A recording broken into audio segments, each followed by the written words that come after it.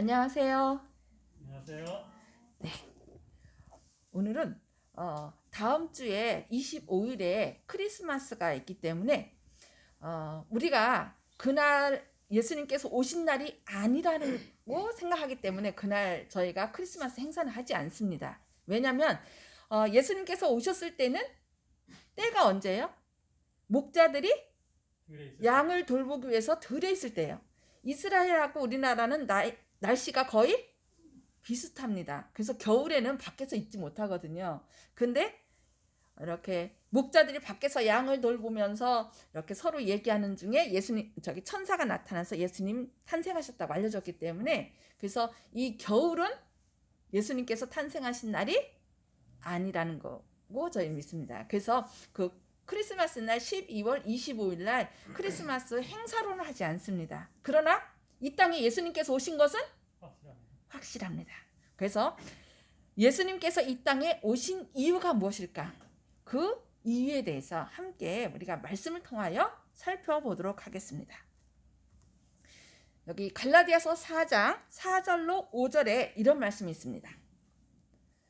한번 같이 갈라디아서 4장 4절과 5절 말씀을 같이 읽어보도록 하겠습니다. 시작. 때가 참에 하나님이 그 아들을 보내사 여자에게서 나게 하시고 율법 아래 나게 하신 것은 율법 아래 있는 자들을 속량하시고 우리로 아들의 명분을 얻게 하려 하심이라. 여기 보니까 때가 참에라는 말씀했어요. 때가 참에 하나님이 그 아들을 보내사 누구에게서 나게 하셨다고요? 여자에게서 나게 하시고. 그럼 모든 사람은 여자에게서 다 나죠. 이 세상에 여자가 아닌 남자에게서 태어난 사람 있나요? 아니죠. 근데 여기 여자에게서 나게 하셨다는 얘기는 창세기 3장 15절에 구속의 약속 가운데 예수님께서 누구의 후손으로? 여자의 후손으로 이 땅에 태어나셨다라는 그 말씀을 이루려고 하신 것을 볼 수 있습니다. 그래서 예수님께서 이렇게 여자에게서 나게 하시고 율법 아래 나게 하신 것은 율법 아래 있는 자들을 속량하시고 우리로 아들의 명분을 얻게 하려 하심이라는 이렇게 말씀을 하고 계십니다. 그럼 여기서 때가 찼다는 얘기, 때가 찼다, 무슨 때가 찼다는 것인가 한번 좀 살펴보도록 하겠습니다. 때에는 두 가지의 성경에 두 가지 단어로 쓰였습니다. 하나는 카이로스라는 단어였고 하나는 크로노스라고. 여기는 카이로스와 크로노스인데요. 이 카이로스는 하나님의 시간이에요. 하나님의 시간도 우리가 생각하는 24시간일까요? 이 태양을 중심으로 해서 이 지구가 한 바퀴 뺑 도는 것을 뭐로 쳐요? 하루로 치고, 그 다음에 달이 이 태양을 우리 지구를 한 바퀴 돌면 한 달이고, 그 다음에 이 태양을 중심으로 이 지구가 이렇게 자전하면서 태양을 한 바퀴 뺑 돌면은 1년이 됩니다. 근데 하늘에 하나님 나라에 그런 시간이 있을까요? 없어요. 예. 하나님에게 속한 시간은 카이로스는 시간, 이런 물리적인 시간이 아닙니다. 그 시간은 영원한 시간이에요. 근데 그 영원한 시간에 때가 찼다. 그 의미가 뭔지 살펴볼 거고요. 그 다음에 여기 크로노스가 있는데, 크로노스는 우리가 얘기한 인간적으로 느낄 수 있는 이렇게 지구가 스스로 한 바퀴 뺑뺑뺑뺑 이렇게 돌면서 뭐가 된다고요? 하루. 그 하루를 뭐라고 그래요? 크로노스. 예, 1일. 물리적인 시간 24시간. 이것을 뭐라고 그래요? 크로노스라고 그래요. 근데 이 인간의 시간은 에베소서에 보면은 이 크로노스는 세월은 악하다, 때가 악하니라 하는데, 때가 악하니라 할 때 이 크로노스를 썼고요. 악하다, 여기서 이 인간적인 시간은 뭐가 있어요? 끝이 있다라고 얘기를 하고 있어요. 그래서 이 때가 참에라는 시간을 얘기할 때 이 카이로스와 크로노스가 두 가지 있다는 것을 생각하시면서 이 하나님의 시간에도 뭐가 있어요? 구속의 계획표가 있다는 거예요. 구속의 시간이 있어요. 그래서 여기 다니엘서 9장 24절로 25절에 보면은 지난 시간에 우리가 이 그림 봤죠? 기름 부음을 받은 자에 대해서 얘기할 때 이 그림은 저희가 같이 봤는데 여기 보니까 내 백성과 내 거룩한 성을 위하여 몇 일에? 70일에로 기한을 정하였나니 허물이 마치며 죄가 끝나며 죄악이 영속되며 영원한 의가 드러나며 이상과 예언이 응하며 또 지극히 거룩한 자가 뭘 받으리라? 기름 부음을 받으리라. 지난 시간에 저희가 뭐에 대해서 했어요? 기름 부음 받은 자, 그리스도인 하면서 그리스도인의 뜻은 뭐라고요? 기름 부음을 받은 자라는 뜻이라고 했어요. 그래서 그때 이것을 말씀드렸는데 예수님께서 메시아 기름 부음을 받았다는 것은 이 한국말이고요. 메시아라는 것은 히브리어고 그리스도라는 뜻은 헬라. 그래서 이렇게 기름 부음을 받는 자가 언제 오실 것인지 다니엘서 9장 24절 25절에는 정확하게 하나님의 그 구속의 시간표에 의해서 말씀하고 있어요. 여기 70일에로 기한을 정하였다라고 얘기를 하면서 기름 부음을 받은 자 여기 그러므로 너는 깨달아 알지니라 예루살렘을 중건하라는 영이 날 때부터 기름 부음을 받은 자 곧 왕이 일어나기까지 몇 일에요? 7일에와 62일에가 지날 것이요 라고 이렇게 얘기를 하는 것입니다. 그러면 여기를 이걸 도표로 이렇게 나타냈어요. 도표 다니엘 8장 14절에는 2300조에 대한 예언인데요. 아주 큰 그림이고 우리가 지금 보는 것은 저쪽 예수님에 대한 것입니다. 예루살렘 성을 중건할 때부터 BC 457년부터 일주일, 그죠? 7일에 그 다음에 62일에가 지날 것이요. 그래서 이렇게 쭉 지나고 나서 실제로 예수님께서 AD 27년에 7일에와 62일에가 지난 AD 27년에 뭘 받으셨어요? 실제로 기름 부음을 받으셨어요. 그러니까 이 다니엘 8장 14절과 다니엘 9장을 쫙 연결해 보면 뭘 할 수 있어요? 예수님께서 언제 오실지 정확하게 알 수 있는 것입니다. 다니엘서를요 많은 사람들이 연구를 했지만은 이 때에 대한 거 2300조에 대한 거는 알 수가 없었어요.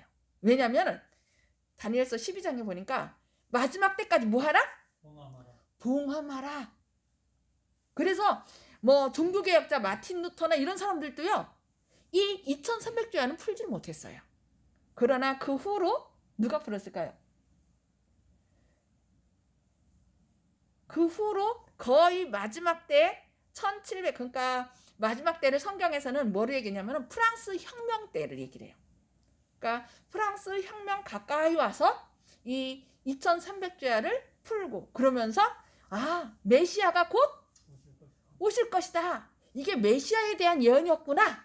그것을 사람들이 풀기 시작한 거예요. 그러면서 2300조에 대한 것도 이렇게 명확하게 하나님의 그 구속의 시간표에 대해서도 명확하게 알게 됐던 것입니다. 그래서 실제로 예수님께서 이 도표에 의해서 그러니까 성경에 예언한 대로 언제 태어나신 거예요? 아니 태어나신 게 아니라 기름 부음을 받았는지 그 다음에 언제 십자가에 달려 돌아가실 것인지 그것을 명확하게 알 수 있었던 것입니다.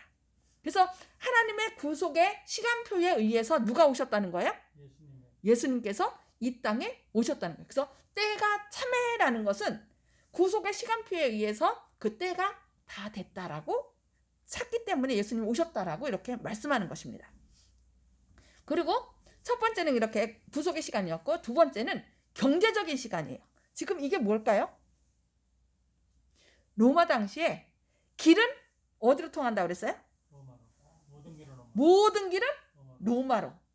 그래서 모든 경제나 법체제, 한법체제 속에서 많은 사람들이 거의 로마의 통치 밑에서 살았기 때문에 거의 서로 통해.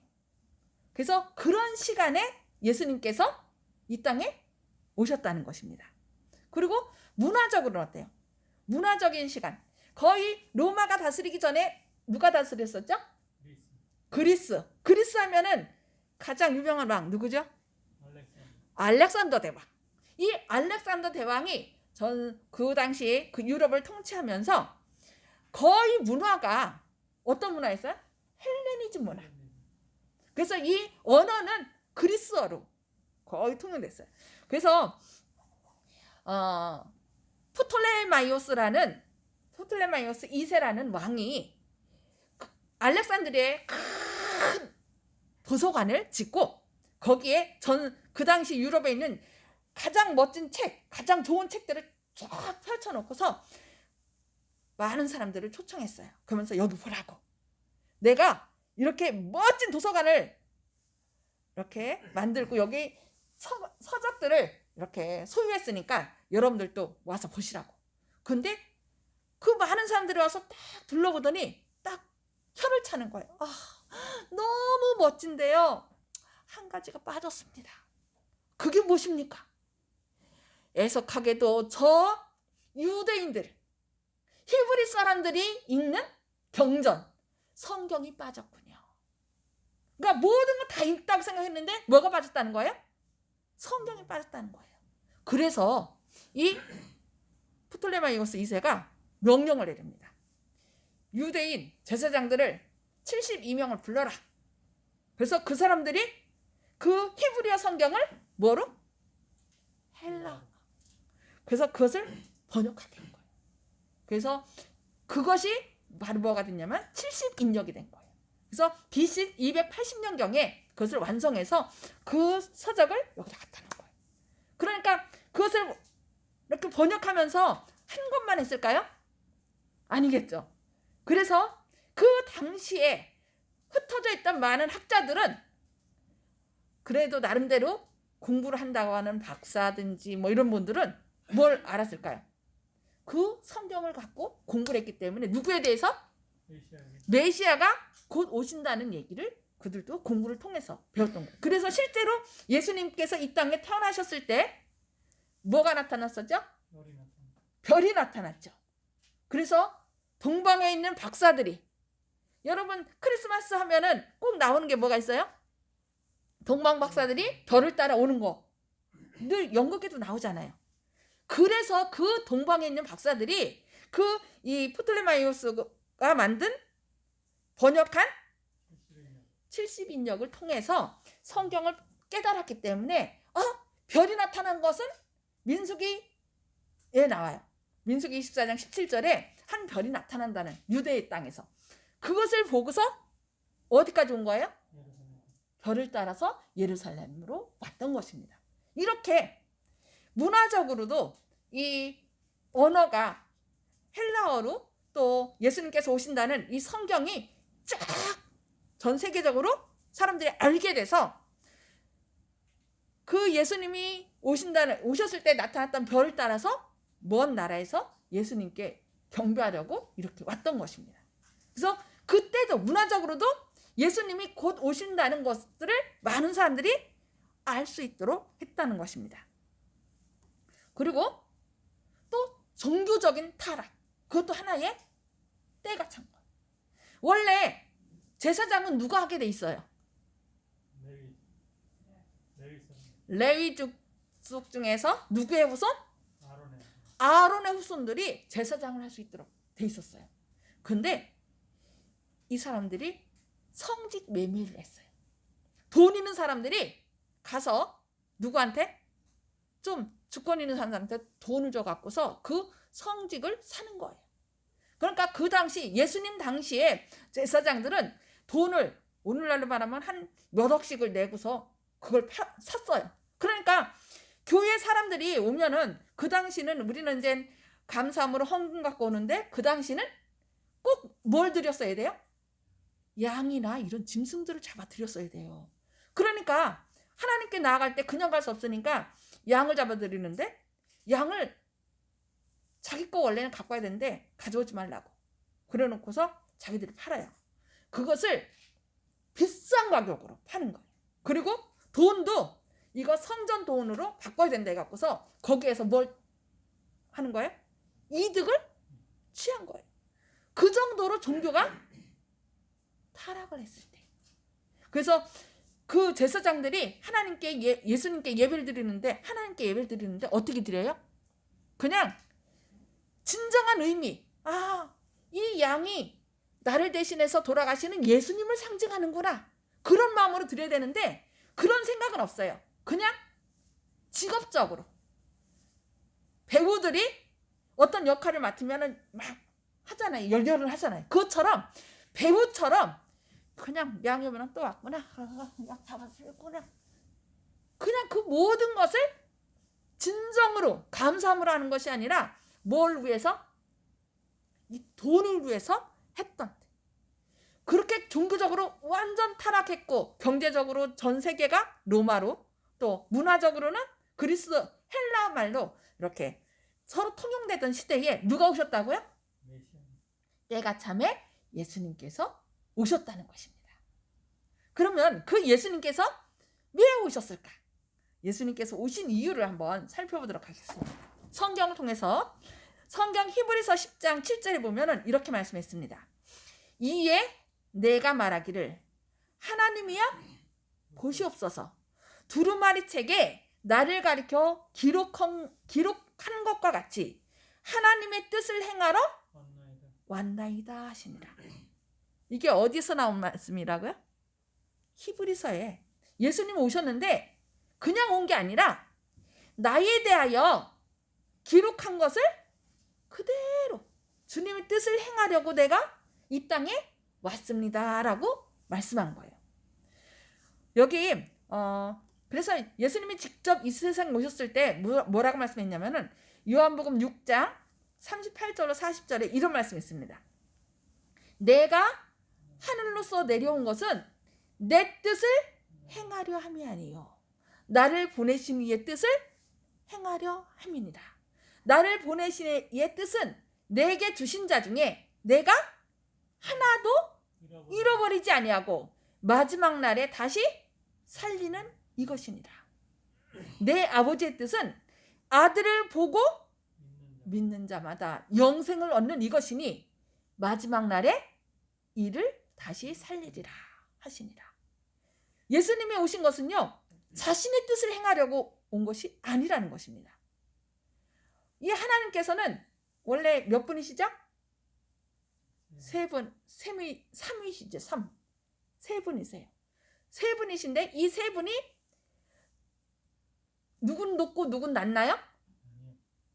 원래는 우리가 어디서 읽었냐면은 그 성자 하나님에 대해서 읽을 때, 교동문 읽을 때 그분을, 예수님을 뭐라 했냐면은 한 아기가 우리 가운데 낳는데 그는 전능하신 하나님이요. 또 그 다음에 뭐라 했어요? 평강의 양이요. 여기 한번 볼까요? 이사야서 찾겠습니다. 이사야서에 보면은 뭐라고 예수님에 대해서 얘기하냐면은 이사야 9장 6절. 이는 한 아기가 우리에게 낳고 한 아들을 우리에게 주신 바 되었는데 그의 어깨에는 정사를 메었고 그의 이름은 기묘자라 모사라 전능하신 하나님이라. 그 뒤에 영존하시는 아버지라 평강의 왕이라.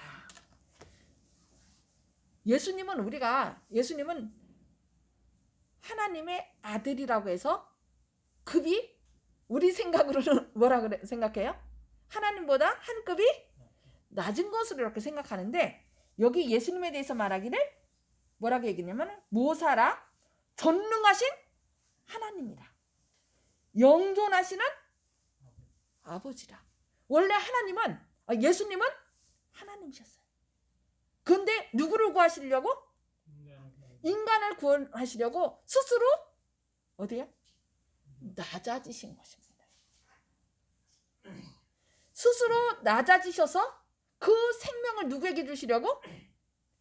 우리에게 주시려고 스스로 낮아지셨다는 것을 꼭 기억하시기 바랍니다. 그리고 낮아지셔서 친히 사람이 되셔서 어떻게 하면은 하나님의 뜻을 따를 수 있고 승리할 수 있는지 그 방법을 보여주기 위해서 이 땅에 오셨어요. 그래서 여기 뭐라고 얘기를 하면은 내 아버지의 뜻은 아들을 보고 믿는 자마다 영생을 얻는 이것이니. 그러면서 여기 좀 위에 보면은 내가 하나도 잃어버리지 아니하고 하나도 잃어버리지 않는 걸 원하십니다. 여러분 주변에 같이 신앙하다가 지금 신앙을 멈춘 분들 있죠. 그분들 어떻게 해야 돼요? 하나님의 뜻은 하나도 잃어버리지 아니하는 것이에요. 그 뜻을 행할 수 있도록 우리가 어떻게 해요? 그들의 이름을 부르면서 하나님 앞에 간절히 기도해야 돼요. 하나님, 주님께서 약속하시기를 내가 하나도 잃어버리지 아니하고 마지막 날에 다시 살리는 이것이라, 그것이 주님의 뜻이라 했는데, 주님 자꾸 이 사랑을 알면서 확실히 모르기 때문에 그런 거죠. 확실히 알려면 그렇게 안 하겠죠. 이 사랑을 알지 못하고 지금 자꾸 잃어버린 바 된 우리의 가족들, 우리의 이웃들, 주님, 그들이 주님의 사랑 안으로 다시 돌아올 수 있도록 해달라고 여러분 기도를 하셔야 돼요. 그러면서 여기 말하기를 내 아버지의 뜻은 아들을 보고 믿는 자마다 영생을 얻는 이것이니 마지막 날에 이를 다시 살리리라.